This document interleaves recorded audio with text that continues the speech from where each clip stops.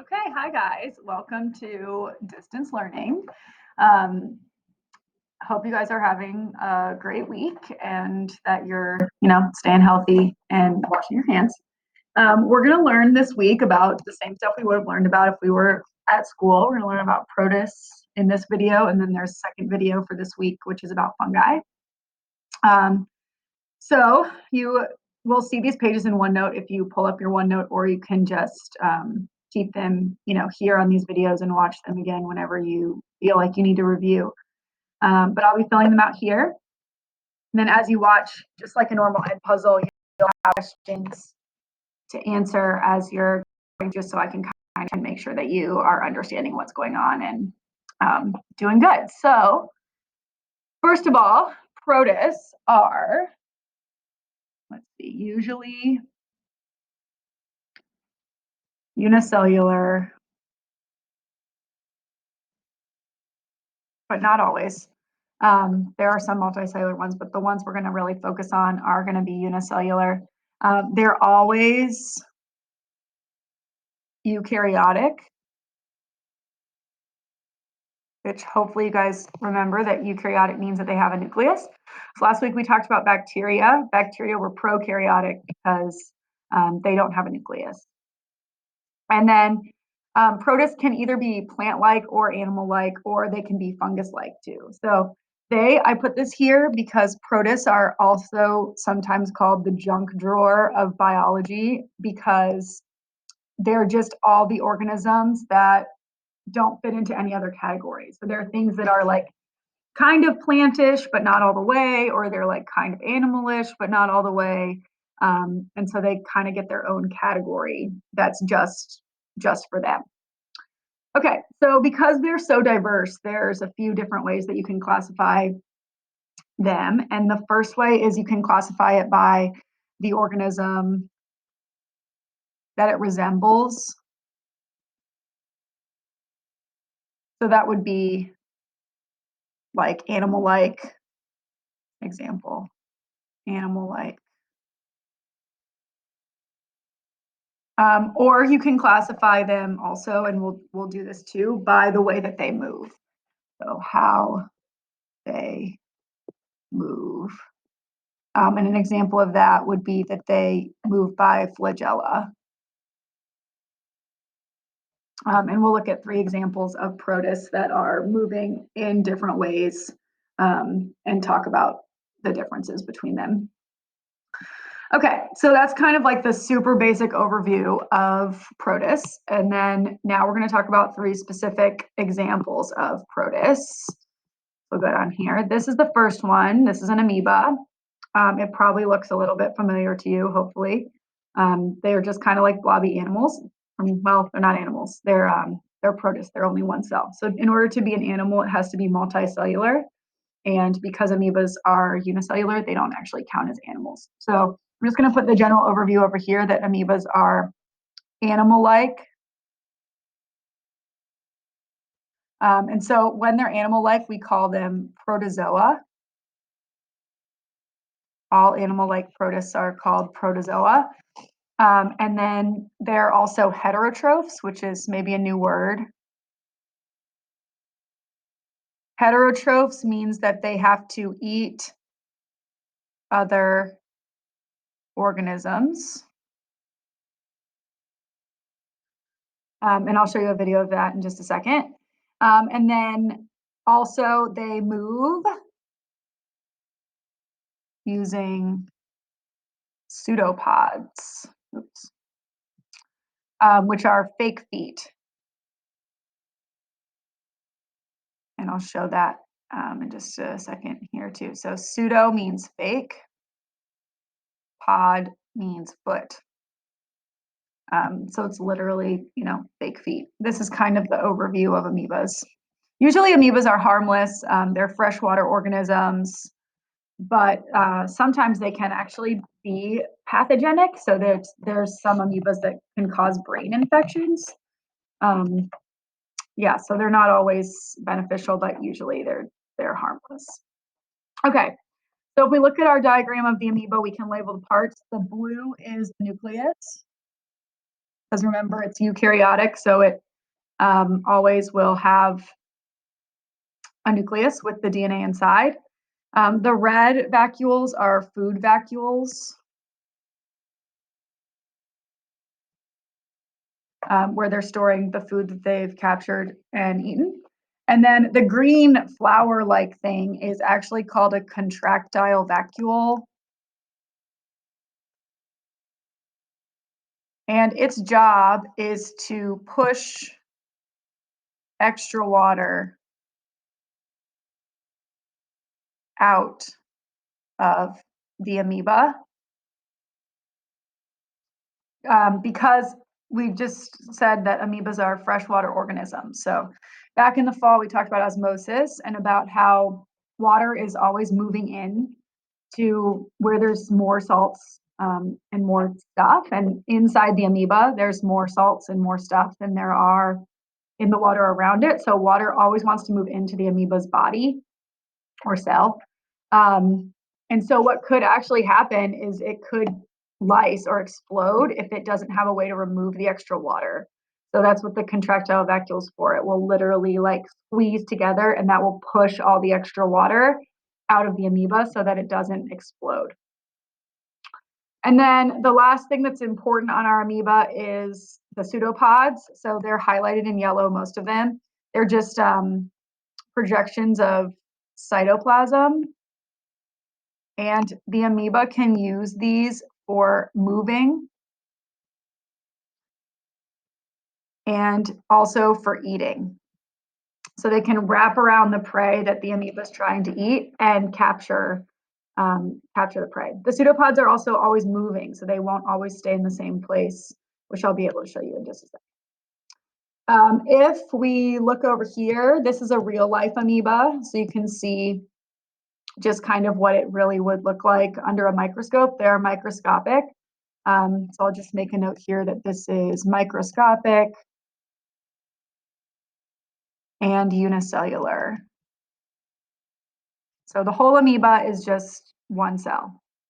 And over here is just the note that animal-like protists are always called protozoa. That's a vocab word for you. Okay, let me see if I can show you this video of the amoeba eating. Here it is. So let's see if we can watch it. I've never tried to do this before, so we'll see what happens. And hopefully I can mute this video. Yeah. Okay, so this video is going to show you what it looks when an amoeba eats another protist. So the amoeba, the pseudopods are wrapping around the food that it's going to eat. The food that it's going to eat are the oval shaped things, and then it actually uses enzymes to digest the food that it's going to eat. So in just a second, this is a time lapse, it's not in real time. But you can see now it's turning those paramecia, which is just another protist, into a goo, and then it's eating them. So that's kind of how it works, and how amoebas can use pseudopods to move and also to eat, which is pretty cool. Okay, back to notes. If we scroll down, we're going to talk about the next protist. It's called a paramecium. If you're talking about more than one paramecium, it's called paramecia, if you have two of them. So the video we just watched, the amoeba ate two of these, two paramecia. Paramecia are also animal-like. So they're animal-like.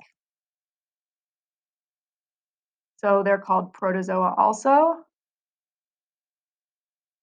They are heterotrophs. So they have to eat other food. They also live in fresh water. They're also unicellular. And what makes them really different than an amoeba is how they move.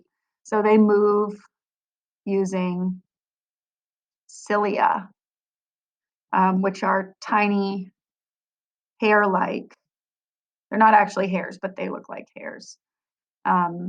Projections around the cell, which you can see in the diagram that I drew for you. So the black little lines going around the outside are the cilia, and they're used for movement. And then the paramecia has other parts kind of similar to what an amoeba has. So the one interesting thing about them is that they actually have two nuclei instead of just having one. The bigger nucleus is called the macronucleus. Macro means big. So it's responsible for controlling, say, controls everything but reproduction. And then the micronucleus, micro means small, is just responsible for controlling reproduction. And then I didn't say this about the amoeba, I don't think, but it's true about the amoeba and the paramecia that both of them are asexual reproducing organisms. And so they just are able to kind of copy themselves, similar to how mitosis works. Same sort of deal with that. So that's the micronucleus would be in charge of that. And then also different from the amoeba is that the paramecium has a oral groove, which is like a mouth. And I'll just label that as mouth. So it can actually use its cilia to sort of sweep food into its mouth and eat that way. And then the connection between the oral groove and the food vacuole that's down below is called the gullet. It's kind of like a tunnel that connects the oral groove and food vacuoles. And then this is a food vacuole where it would store nutrients for later. And then just like the amoeba does, the paramecium has a contractile vacuole. Same exact function as the amoeba, it's used to remove water so that it doesn't explode.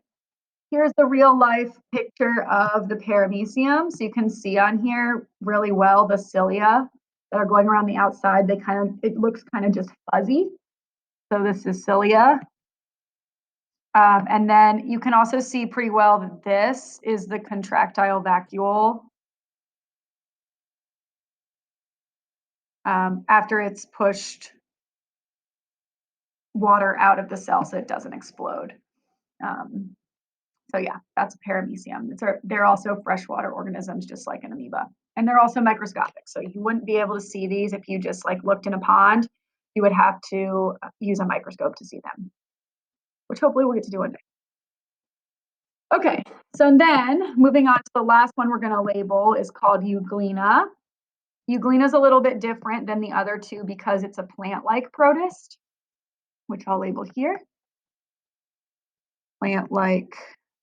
And when things are plant-like, we call them algae. So just an interesting note that algae is not actually a plant, it's a protist because it's unicellular. So even though it can make its own food and all that and do photosynthesis, it doesn't get classified as a plant. It's the ancestor of all plants. So euglena is also autotrophic,